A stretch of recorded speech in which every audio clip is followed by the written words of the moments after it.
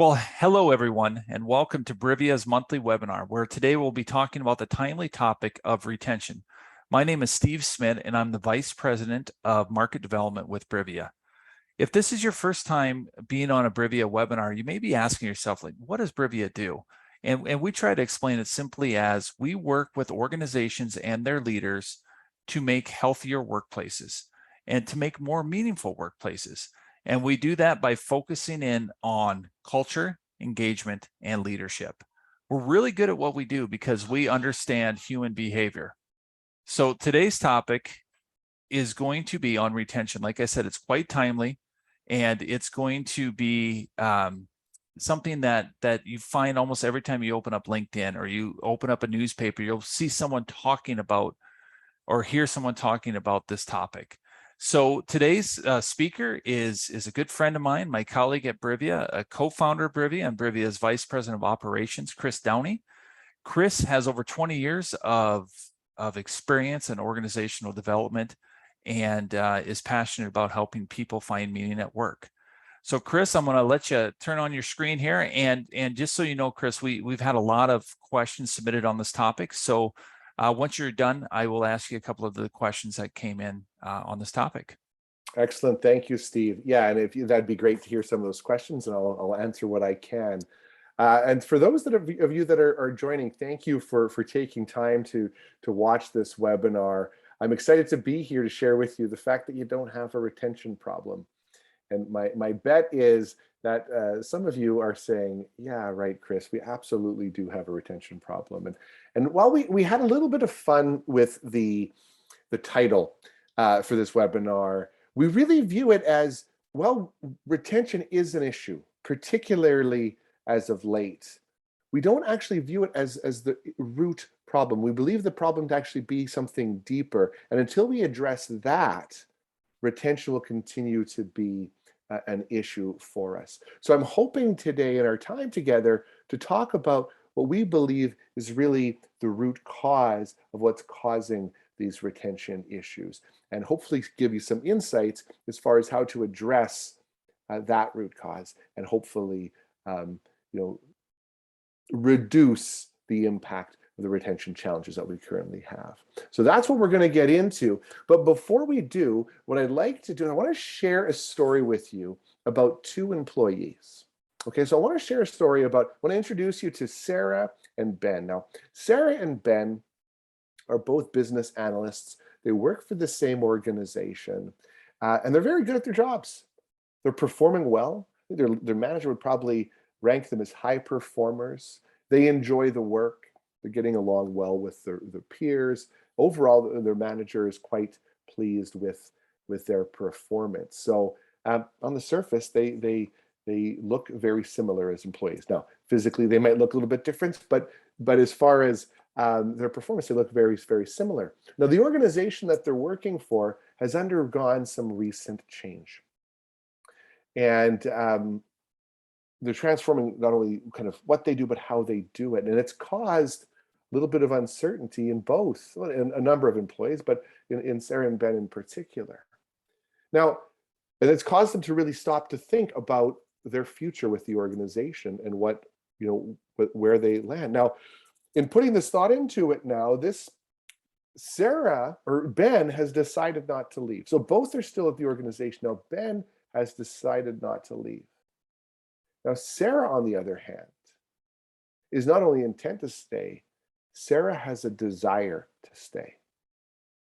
So this is where their stories start to diverge. They look similar to this point, but this is where the story starts to diverge. So Ben is deciding not to leave, and Sarah has a desire to stay. What I want to highlight here is deciding not to leave is not the same thing as intent to stay or having a desire to stay.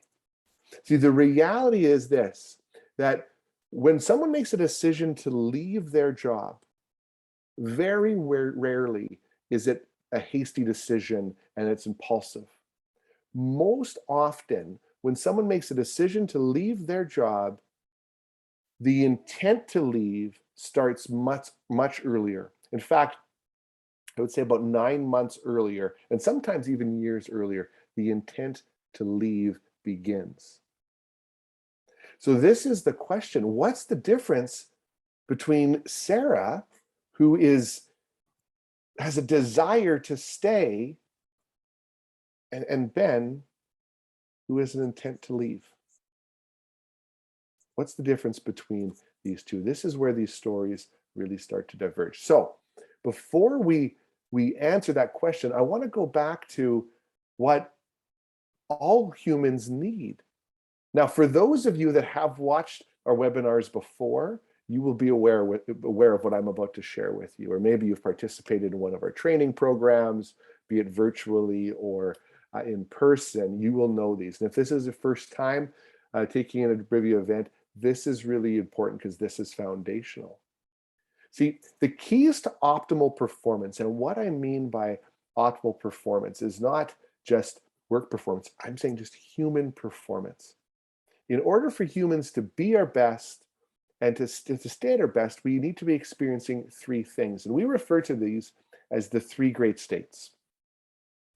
Now, the three great states are safe, significant, and situated. Safe, significant, and situated. Now, let me break these down for you. So safe, of course, is physically safe. First and foremost, we need to feel physically safe, but not just physically safe, also emotionally safe and psychologically safe. There's been lots of talk in recent years about psychological safety, and that's very important. But it's much more than that. If we really want to get to a better place, it's more than just safety. It's also our sense of significance, or how significant we feel. Significant is about feeling valued for our contributions, valued as an employee, valued as a team member, valued as a human being, right? Knowing that our contributions matter. And situated is what's the purpose? And what I mean by this is not what's our big P purpose, like what's my purpose on earth, but what am I here to do today? Right? So humans, when we are clear on what's expected of us and what we're here to do, when we understand that we are contributing in a meaningful way, or that we belong, and that we are safe to be ourselves and we have a voice, these are conditions where we tend to do well and be well, and we're often motivated in these moments. So if you, in fact, for you to have this experience, what I'd like you to do is just take a moment and reflect back. I want you to go back to a great work experience. Just think of one of your greatest work experiences ever. Okay, I want you to think about that. What was going on? What was happening? Who was there? And honestly, you can think about a great life experience at the same time here. If you don't have a great work experience in mind, think of a great life experience. What was going on? Now, I'm willing to bet in those great moments, you knew what you were there to do, or why you were there. You understood, you felt that you belonged, you felt that your contributions mattered, or that people cared about what you had to say. You felt that you can be yourself and you had a voice. Now we can be motivated in a moment, but for sustainable motivation, these factors need to be in place. Now, I don't want to go there too long, but let's flip the script on this. Let's think about when things have not been going well for us. One or more of these are often missing, and they're connected. Let's think about this. You ever had a job where you started, you're fired up, you're excited, you were invited in because of your experience and your knowledge, and you knew you had clarity on what was expected of you. But over time, you started to perhaps become a little unclear around what's needed of you. And how long is it when you're not really sure what you're there to do before you start to ask yourself the question, how am I really contributing? Where am I adding value? Now we're really starting to get uncomfortable. And then we start to slip into that safety zone where we're like, is my future really safe here? Right? So safe, significant, situated. These are the three, and now we need them as humans. We are seeking these out. And if we don't find significance, we will look elsewhere for it, and sometimes not in healthy ways. So three great states are important from a motivation perspective. Now, this is interesting. I asked you to reflect on some of your greatest experiences ever. Um, so you didn't choose those great moments by accident. Something was happening in those moments that was causing this motivation, right? That was helping you. Although you're feeling those three great states, there was really something important going on for you. What I want to share with you is that when we experience great moments, our great moments have great meaning. That energy that you feel, even when you think about that time, is meaning. And this is a really important piece to consider, particularly from our perspective at Brivia. Great moments have great meaning. And why is this so important? Well, we believe that meaning and motivation are inextricably linked. Meaning and motivation are inextricably linked. Now, when someone is having a meaningful experience, we tend to be motivated.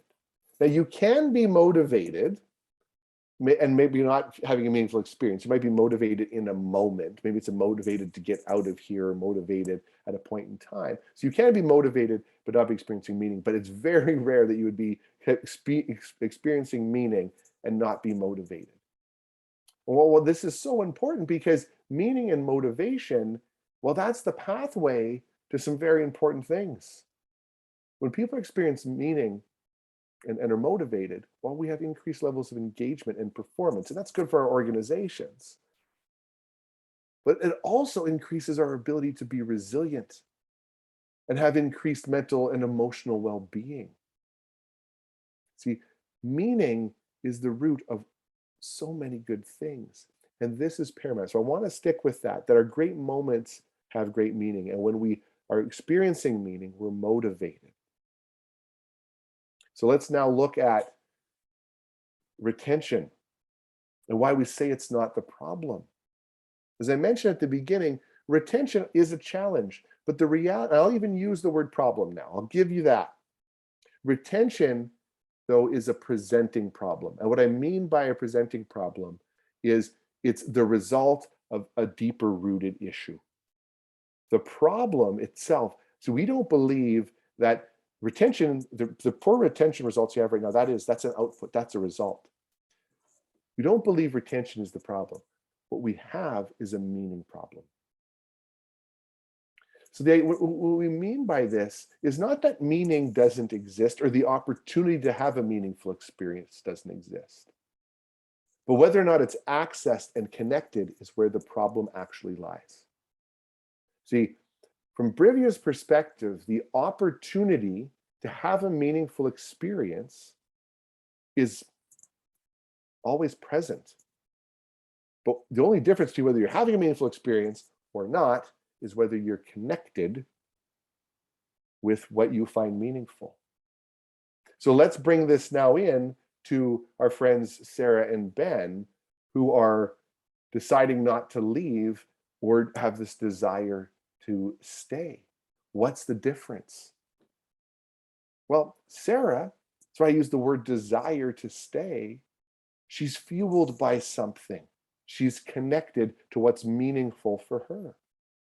And when we're connected to things that are meaningful for us, these tend to be situations that we don't want to leave. Now, Ben right now isn't connected. And right now, leaving appears to be more meaningful for him than staying. But there's nothing wrong with Ben.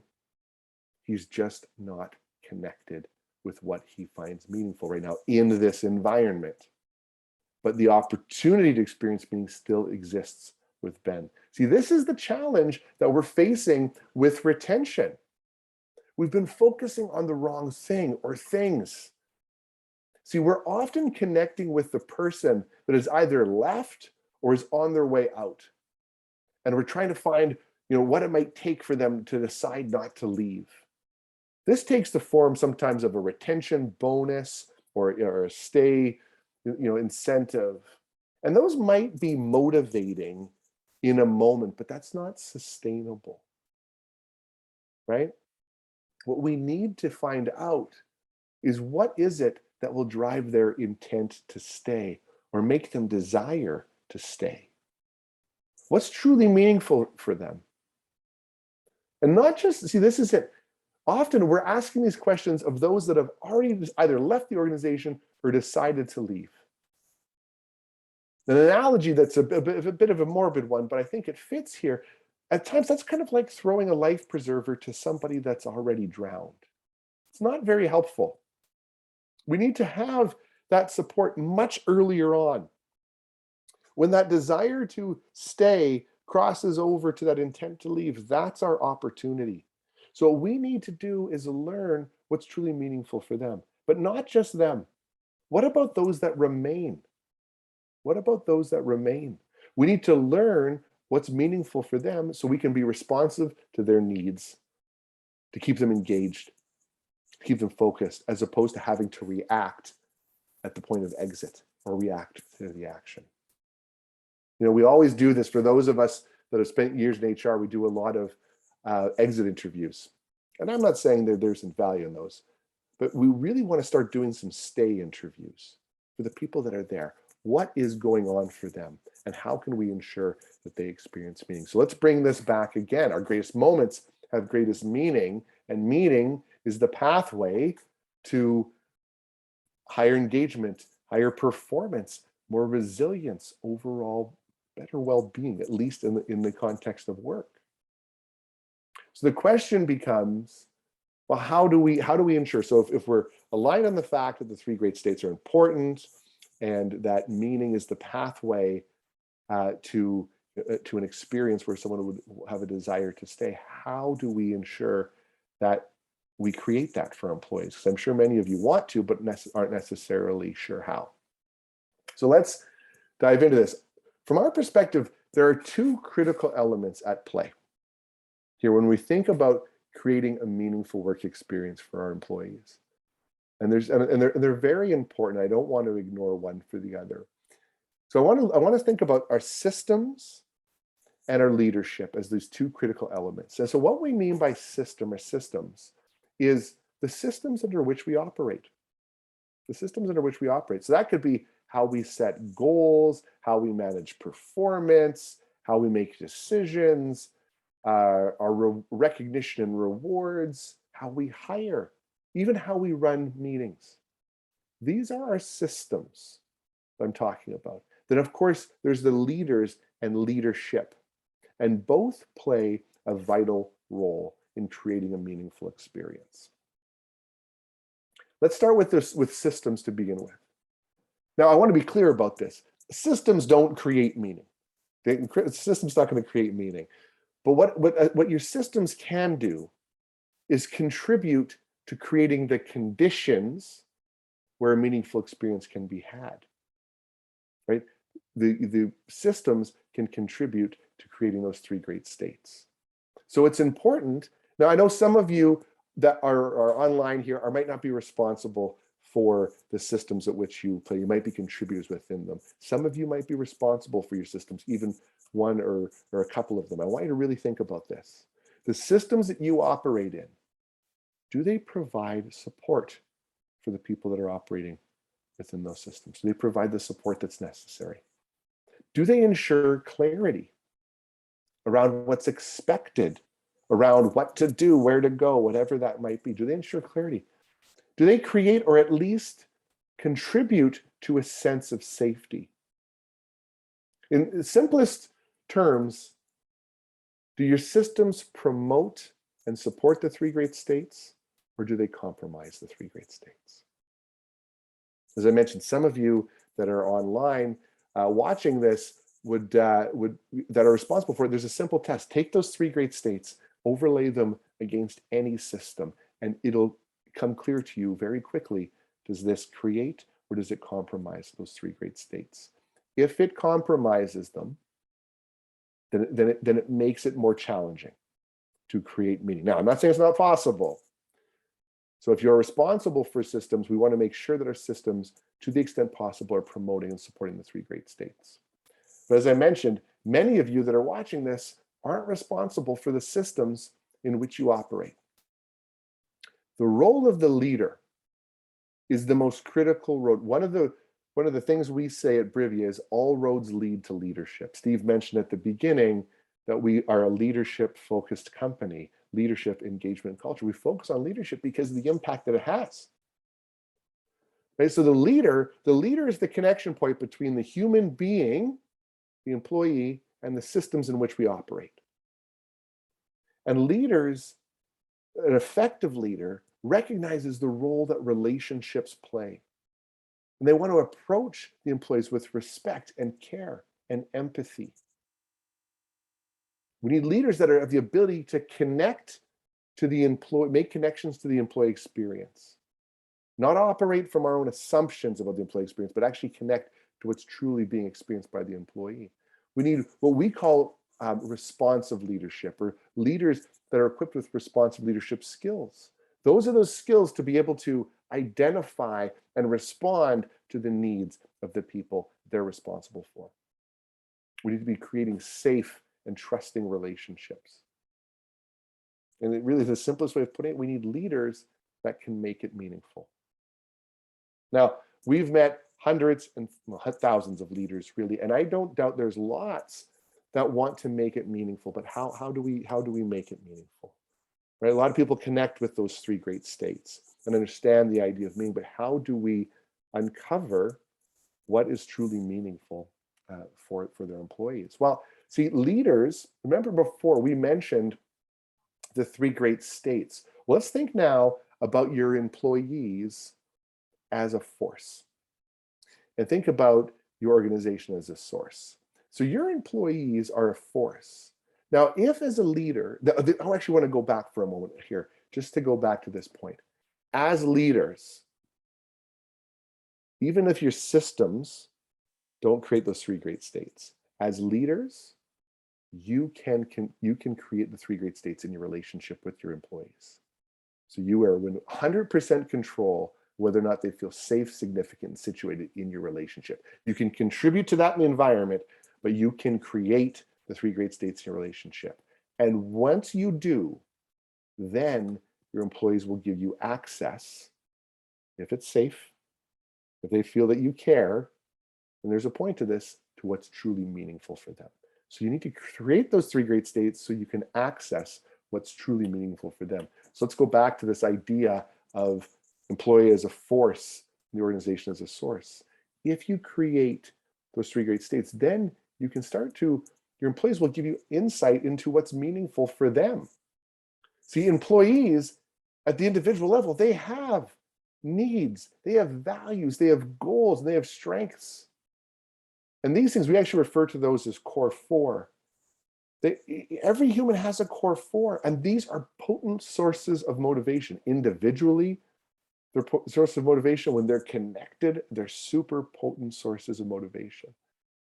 And leaders that are responsive learn about their needs, the values, and goals of their employees. Because once they learn about what's important to their employees, then they can look to the environment and create opportunities for them to connect what's meaningful for them. And those exist in all sorts of ways. Our president often refers to a plug and an outlet as, when there's side by side, they're useless. But once they're connected, that's where the magic happens. That's where meaning can occur. So a responsive leader connects with their employees to understand what's important to them as they carry out the work. And then once they know that, look to the environment to make connections for meaning to occur. And as we said, when we're having meaningful experiences, I don't know about you, but I tend to not want to leave those places, or at least not immediately, that's for sure. Now, I realize this is a little bit easier for to say. So the question becomes, how do you find out what's meaningful for your employees? What are their core four? And the simplest way I could answer that is to ask them. Ask them, what's important to you as you carry out the work? What are you hoping for? What do you feel that you need? Even what are you successful at? But what's going well right now?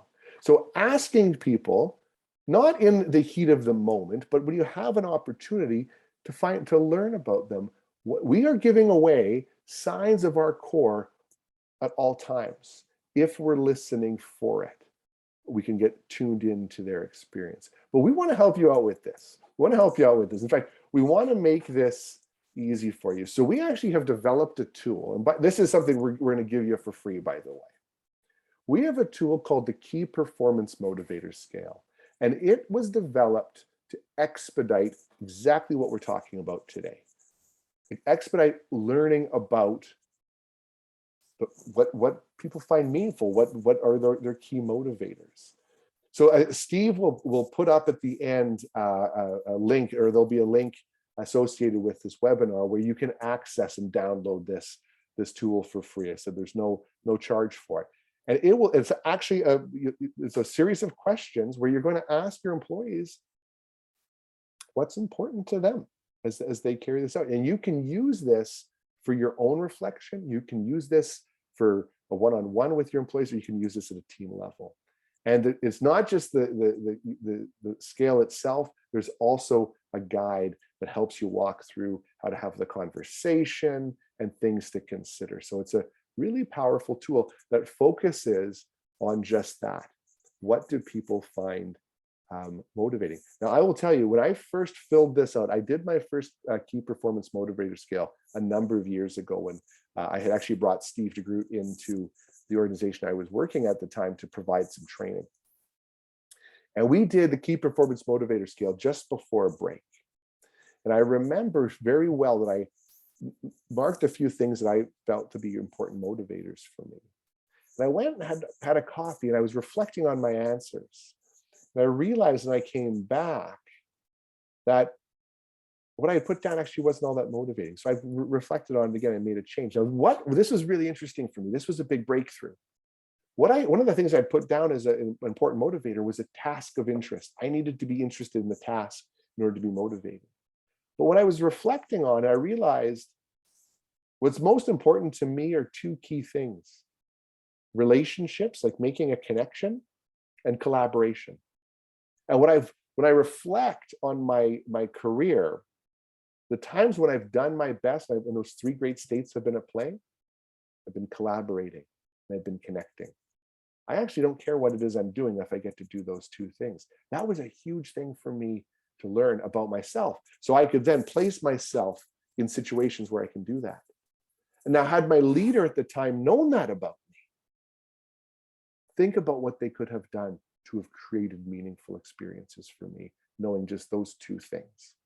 So this is available to you to download. I encourage you, first go through it yourself, but then take your team through it, and it will shed light on what is important to them. And once you know what's important to them, then you can work towards creating a meaningful experience.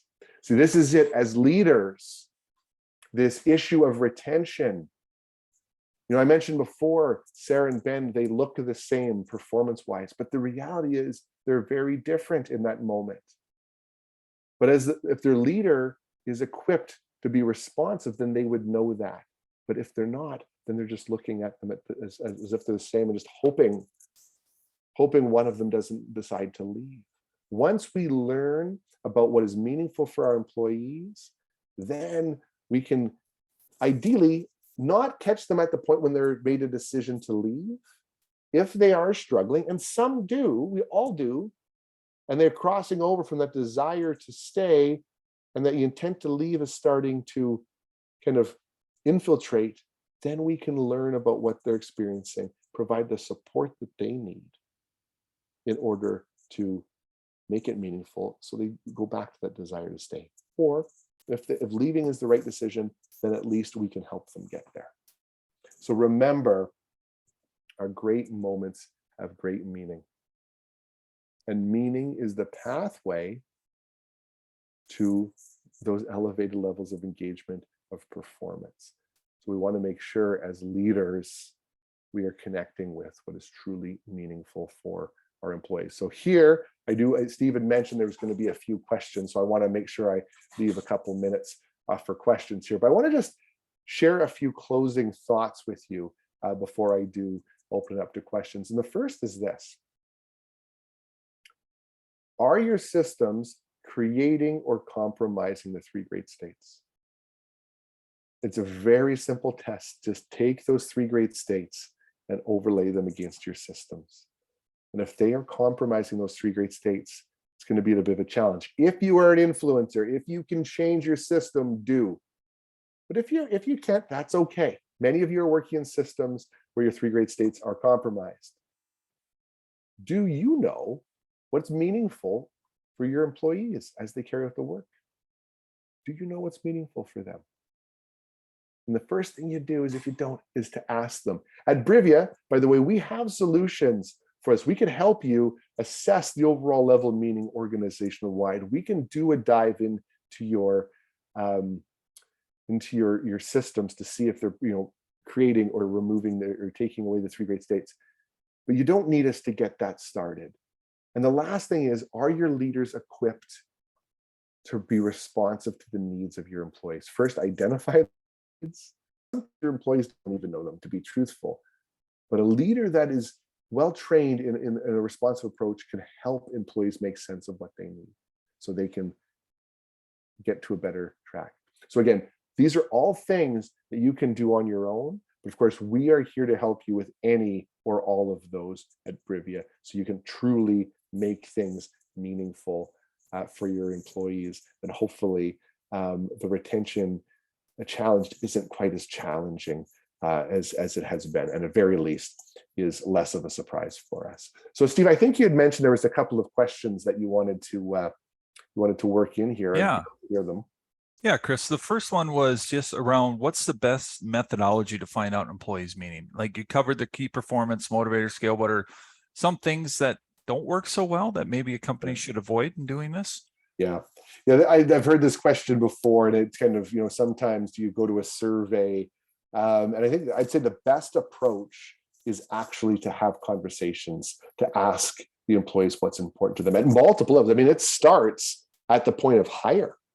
Just think about my own experience, right? I just mentioned to you, I like to collaborate, and I like to, and relationships are important to me. If someone is trying to uncover that in the interview process, and you're hiring me for a position that I'm going to be largely working on my own, and it's going to be an individual kind of focus, it would become very clear it's probably not a good fit. So I would say asking what's important to the employees is actually a great starting point, because we do a lot of survey work at Brivia, of course, when we look organization-wide. But all that gives us is data. Where the real magic happens is when we actually take that data and ask what it means to the employees. It's in that relational exchange where we really learn. So I would say asking those questions, but at all points, and ask them. Say, here's a question I would throw out there. What are you most excited about as you carry out the work? That's a great starting point. And I'll say this: whatever they say, tell me about that. Right? Tell me more about that. What do you need right now? What do you feel that you need? And don't be afraid of whatever the answer is. So I'm getting a little bit into our programming here, but even when you say, what do you feel that you need? And they ask for something, completely unreasonable. We don't need to say, no, we can't do it. Say, okay, what do you feel you need? I need a new car. Okay, so you need a new car. But here's the $1 million question. So if tomorrow we had a new car for you, what difference would that make? How would that be helpful? And what comes next, you probably can do something about. You can't give them a car, but you can probably, and who knows what their answer could be. Well, maybe I'll feel appreciated. Okay, so you're not feeling appreciated. Tell me about that. So I'd say direct conversation is the best way to find out what's meaningful for the employees, but really listen to what they're saying. Yeah, Chris, when you talk about that question, tell me more about that. That is so key. That unlocks a whole lot of things, doesn't it? Absolutely. I would suggest to put that onto anytime you ask someone a question, whatever their answer is, unless it's a closed question, they tell me about that or tell me more about that. It opens up dialogue. Yeah. Awesome. Well, thank you, Chris. Another question came in is, what happens? Like, there's going to be situations when an employee obviously needs to leave. Mm-hmm. Maybe can you walk that out for us a little bit? What that should look like? Yeah. I mean, listen, for sure. That's a good question. I mean, the reality is I don't want people to think that, from our perspective, everyone should always stay all of the time. That's not realistic. And there are times when making a move is right for the individual or right for the organization, and that's okay. But the key is we don't want to wait. We don't want these things to catch us off guard. We don't want to find out at the back end. Remember earlier I said there comes a line where someone has a desire to stay, and then all of a sudden one day they cross over to that intent to leave. Remember, that's like 9 months before the decision gets made. That's where we want to understand how they're experiencing work.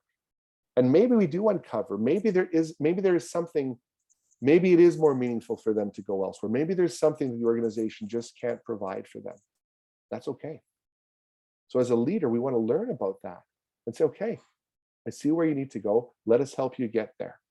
But in the meantime, let's be as productive and as efficient as possible, right? See, that employee, so even if they do make a decision, they have to leave for whatever reason, they're leaving in a positive experience. They're still talking about your organization in a positive light. So it's not that people don't need to leave. Sometimes they do for all sorts of good reasons. But we don't want to be caught off guard. I think that's the key, is not letting retention surprise us.